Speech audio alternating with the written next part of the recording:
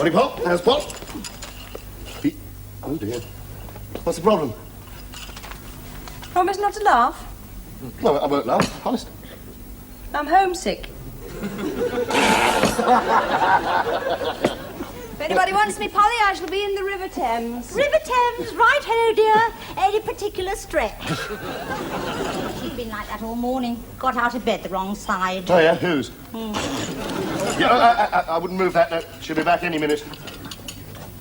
10, 9, 8, 7, 6, 5, 4, 3, 2, 1. We have liftoff. Forgotten something, dear? It's raining. Just leave that on Waterloo Bridge, dear. Look, I came here for tea and sympathy. Tea and sympathy? Well, Bloody Mary and sympathy. And what do I get? Arsenic and umbrellas. It's no joke being homesick. What's the matter? Have you got a cold, Ducky? There's no wonder you're homesick when you're down here till 4 every morning. The only time you see your home is when you go back to change your tights. I'm not talking about that home. I'm talking about my real home in Birmingham. Homesick for Birmingham? That's a contradiction in terms. I happen to come from Birmingham. My mum happens to live in Birmingham. Right, I don't blame you. It can happen to anybody. I mean, we here in London are very broad-minded. Polly, could I have a large glass of your very cheapest red wine? Is that the cheapest? Allow me. Yes. Thank you.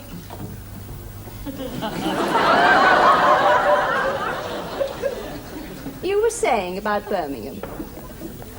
Garden city of the Midlands. Shangri-La on the M1. Look, Max, if you want to get to Brum, all you ought to do is put a paper bag over your head and get the first chopper train at Paddington. I told you on the phone, I'm skint. I can't even pay for that wine. Chalk it down to Upchat, Polly. No way. You threw it, you pay for it. Not me, dear, it's the wine committee. I'll tell you what, Max. Since you bought me a drink, I will get you 2 Brum on the Upchat special. Thanks, but no thanks. I'm not going to see my mum on the back of a van. It's not a van. Or a hearse. Would I take you to see your mum in a hearse? Yes. No, I would not. It's in for its 10,000-mile service. Now, look, just so happens you will travel in style, young Max. I happen to have a very good friend of mine who said he will lend me his car whenever I want. A car? A car. Not a coal lorry? No, a real, live jam jar. Upchat, you're on. Polly, I told you to think of something. 2 large ones, please. You do know this is a private club and not a benevolent society. Oh, come on, Paul. I'll pay you on Monday. Every time I see my mum, she always bungs me 25 quid. Ah, the penny drops. Homesick. She's about as homesick as my Tom Moggy after a night on the tile. Oh, no, Polly. There's no need to be like that at all. I mean, look at her little face. It's like sunshine after the rain, isn't it? Going home, aren't we? You know. Yes. Beep, beep. Yes, a real live car. Yes. Town, beep, beep. So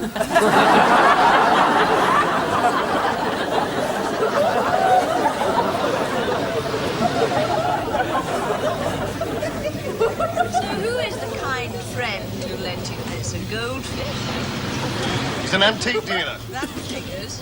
Straight like that. But don't be like that, Mags.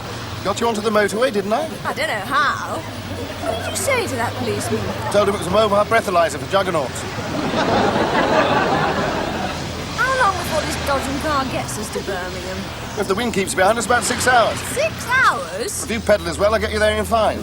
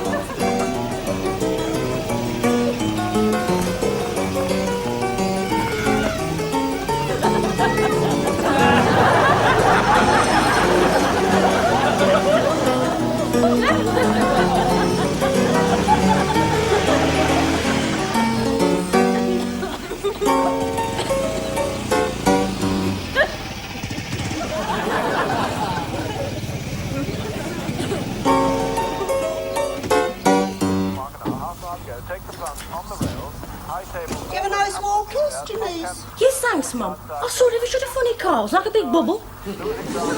Like a bubble? A bubble car, that's what that'd be. Oh, fancy. And there was ever shot a funny man driving it. He waved to me. Oh, Jehovah's Witnesses, I expect. Oi, you want to watch out for funny men now, Janice. There's too many of them about. You think on what your father's telling you. Because when you get up to London, you'll need your wits about you. I can look after myself, I'm Mum. not too sure. It's like your father says. It's not all bright like some pizza parlours up there, you know. Some funny people about funny men. There's a young man to see us, Edie. Hello. Oh, excuse my manners. This is my wife, Mrs. Hutchinson, and my daughter, Janice. Nice to meet you, Mrs. H. Nice to meet you, Janice. Yeah, excuse half a barging in like that, but I was telling Nurby, I was just passing by, and I thought I'd pop in. I used to live here, you see, years ago. Fancy. In Stitchbridge Avenue. No, in this very house, Cosy Cot. Yeah, Dunroman, we used to call it. Oh, fancy. Oh, that's funny, though, because we saw quite a lot of the Braithwaites before they moved out. You remember, Herbert? We were negotiating with them over the underfelt. And I swear blind, they didn't have a son. No, more they did. And I'll tell you something else as well. This house wasn't called Dunroman, it was called, Hers and mine. Hers and mine. Yeah. Are you sure you got the right house, young man? Absolutely, yeah, I recognise the gnome in the front garden. That's our now. No, that's your name, yes, but we used to have them as well. And Cosy Cot was called Dunroman before it was hers and mine. Yeah, I tell you what's probably confusing you, Mrs. H, is that we had the house before the Braithwaites, you see. Yeah, we sold it to them, they sold it to you, including the underfelt.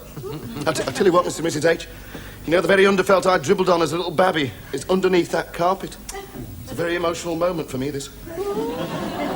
Fancy. 14 happy years we lived here before we moved to Edgbaston. I'll tell you what, Mr. H, I don't know what you paid the Braithwaites for this place, but I'll tell you what, they gave to us, including the underfelt, £650. 650. Hey, do you know what it's worth now? Don't tell me. Now, excuse me asking, young man, but you're not an estate agent by any chance, or an insurance assessor, or anything like that? No, nothing like that, no. Now, well, they use all sorts of tricks now to infiltrate themselves these You days. can't be too certain, Mr. H. I mean, always ask for credentials, Mrs. H. Very important, best way. I didn't quite catch the name. Catch Penny. Ron, Catch Penny, Ron. Pleased to meet you, Mrs. H. Pleased. Nice to meet you, How Mr. do you H. do? Even nice to meet you again, Janice. You haven't changed very much, you know. You've seen our Janice before, have you? I told you, Mum. He was in that funny bubble car.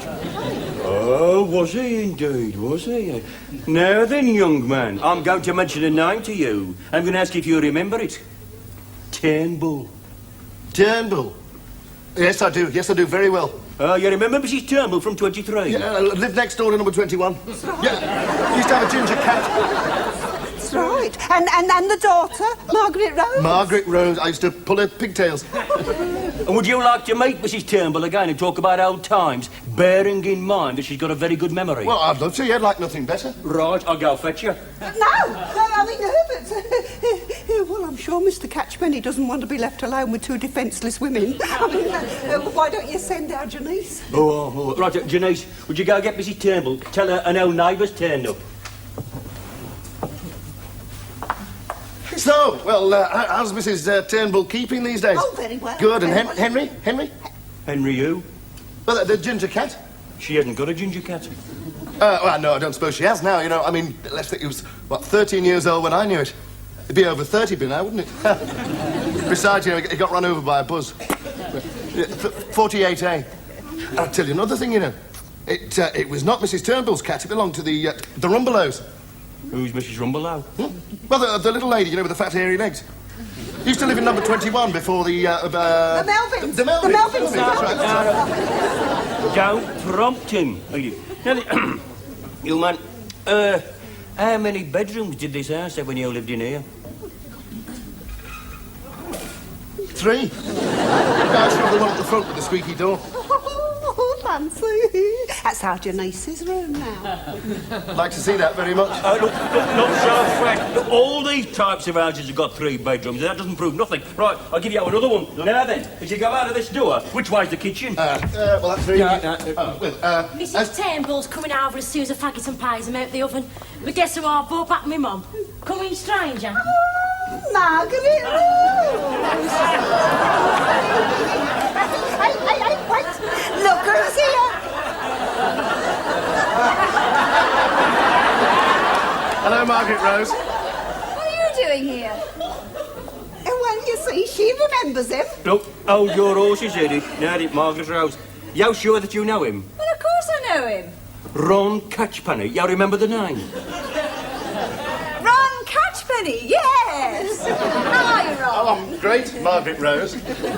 Oh, well, it seems that I owe you an apology, young man. It's just my nasty, suspicious mind at work. Well, Janice, go put the kettle on. That's right. Oh, I know that Ron and Margaret Rose must have a lot to talk about.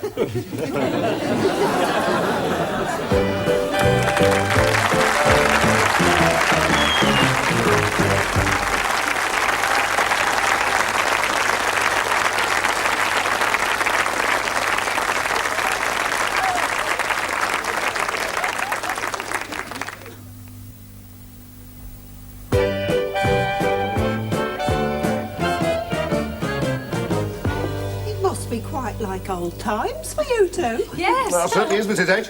I mean, how long is it that since we sat and shared a currant tea cake together, Margaret Rose? I can't remember, Ron. Actually, Ron, my friends don't call me Margaret Rose anymore. You'll always be Margaret Rose to me, Margaret Rose. Well, suit yourself, Ron, but if you go on calling me Margaret Rose, I'm going to tell Mr. and Mrs. Hutchinson what your real name is. Oh, yes, and what is his real name? Yeah, Jerrick? Yeah, but Margaret Rose calls me Ron for short. And Ron always used to call me Maggie. Cheeky thing. Has he, changed much over the years? Oh, yes, quite a lot. He used to have a beard. When he was 14 years old?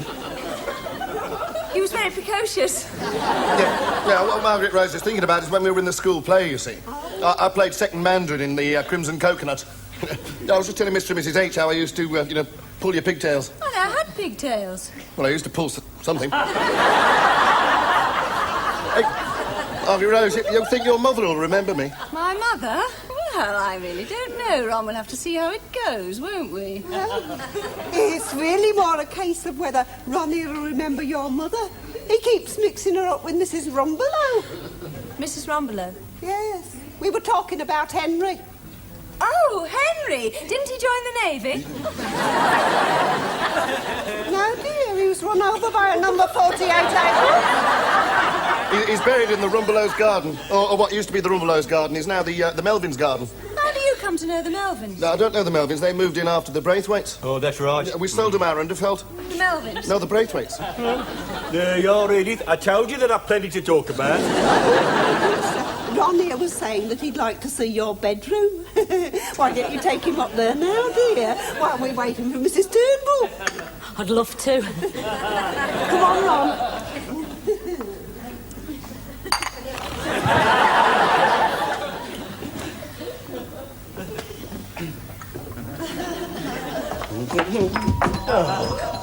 That'll be Mrs. Turnbull. I'll take you to my bedroom later. Come in, Mrs. Turnbull. Hello, Janice. We got a trip down memory lane for you. Have you really? Oh, here you are, Mrs. Turnbull. Sit yourself down. There's a cup of tea, just the way you like it. Thank you. Now then. See if you can tell me who this is. Hey, I'll give you a clue, Mrs. T. He's shot up a bit. I'll give you another clue, Mum. He sold some underfelt to the Braithwaites. He used to pull my pigtails, and he was just going up to Janice's bedroom. And Henry didn't join the Navy. He's buried in the Rumbelows' front garden.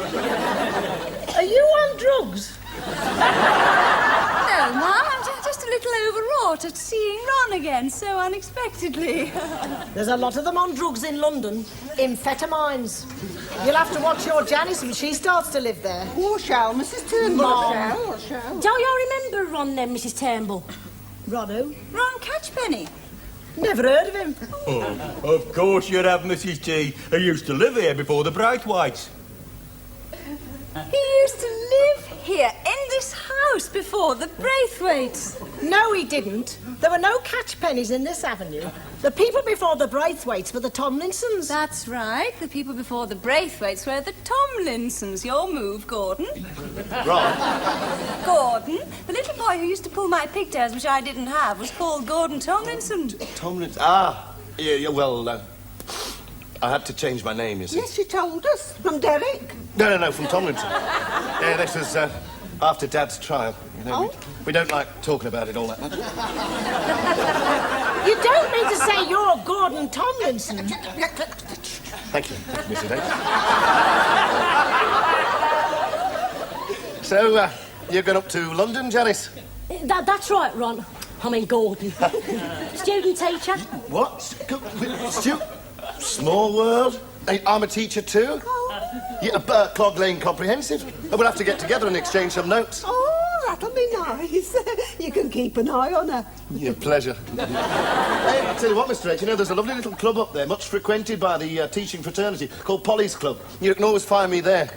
Polly's Club? Yeah. Why, that's where our Margaret Rose spends half her time. That's where I have to ring her up if I want to phone her. Fancy. Very nice place, a social club sort of style. They've got a reading room, chess group, table tennis, and you can get soft drinks and a buttered scone. Can't you, Margaret Rose? Yes, Mum. Oh, fancy. Hey, I'm surprised that you two haven't met up there, you know, over a glass of orange squash. Well, you know, it's they have gentlemen's evenings and ladies' evenings, Like the Mrs. H. YMCA and the YWCA. Well, that'll be convenient for our Janice. Keep her out of mischief. Oh, yes, Mrs. H, she'll be in very good hands. Well, Janice, I wondered if I could possibly have a look at my bedroom now, perhaps. Yes, come on, Mum. Take him up. Fancy me and you sleep in the same bedroom. It's like relations, isn't it? He's grown, hasn't he, our Margaret Rose? Yes, well, he would have done, wouldn't he, Mum? Seems a very nice young man. I mean, considering what he's had to go through with his father and all. Oh, that must be Jehovah's Witnesses.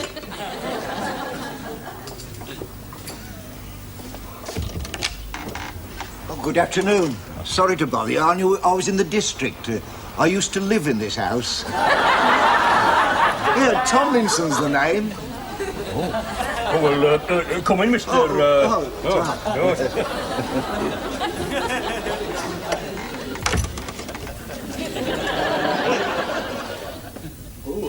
A bit of an awkward moment, Edith. We've got another visitor. Oh, yes. It's Mr. Tomlinson. Well, Now, I know that face. It's Mrs. Turnbull, ain't it? And don't tell me you're Margaret Rose. Oh, she shot up a bit. So the bad penny's turned up again, has it? When did they let you out? Hey, we've got your son upstairs in our Janice's bedroom. He told us ever such a lot. My son in your daughter's bedroom. But I've just left my son in Wolverhampton.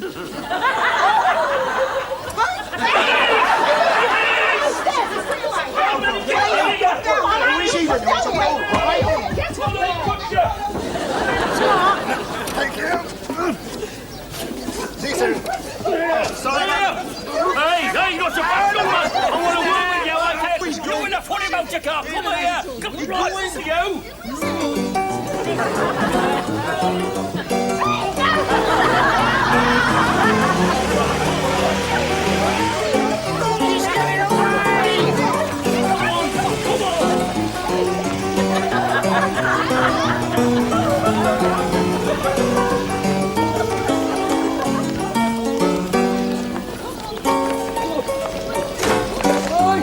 Where is he?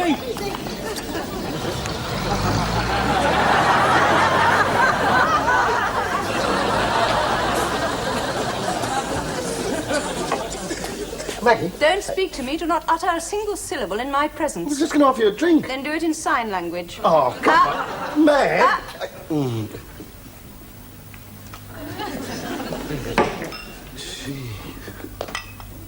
Polly. Do not speak to me. If you've anything to say, put it in writing. Not that I'm speaking to you, but have you told her? Oh, yeah. About bringing the gear down here? Yeah, it's in the job. We'd better set it up in a minute. What did she say? She barred me for 2 hours. Not for life? No, it's the same thing anyway. After 2 hours are up, she's going to kill me. Good. She can hold you down while I cut off your... Maggie? Have you no gratitude? Gratitude? My mother thinks that I consort with lunatics. Janice's mother thinks that you're running the white slave trade. They're both coming down here to see what kind of Sodom and Gomorrah I'm living in, and you ask for gratitude? A glass of our cheapest wine, dear.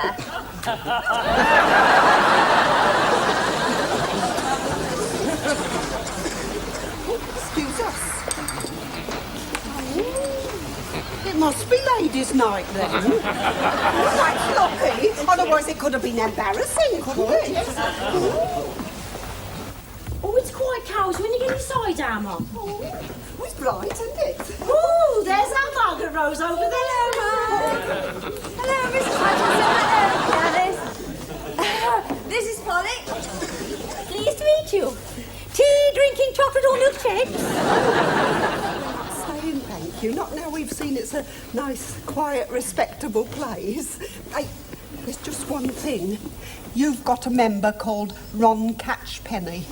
Well, I'm a bit worried about him. Oh, there's no need to be. He's what we call barred for life. Evening, girls! Hello, dear. Millicent Upchat, Social Secretary. Yes. Are you the new member? Oh, no. No, it's our Janice here. Hello, our Janice. How very nice to meet you, dearie. I don't think we'll bung you in at the deep end, eh? Anyone for tennis? Polly, dear, milkshakes all round, and a large tomato juice for young Margaret Rose. Sorry, dear. Neck, girls, please. Easy now. Keep your grip firm. Sorry, dear. Sorry, dear. Nice service.